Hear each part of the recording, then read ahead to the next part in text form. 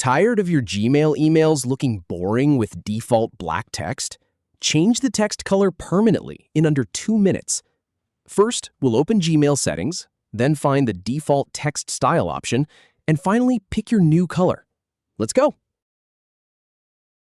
Start by navigating to your Gmail homepage.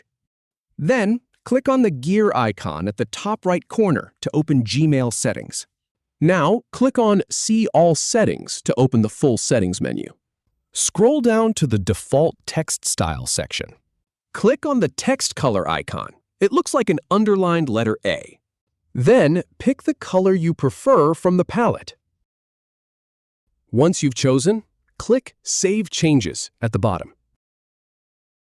Now, when you compose a new email, your text will automatically appear in the color you selected. If you have any feedback or if any info is inaccurate, please leave a comment below. We'll do our best to answer or redo the video if needed. Thanks for watching.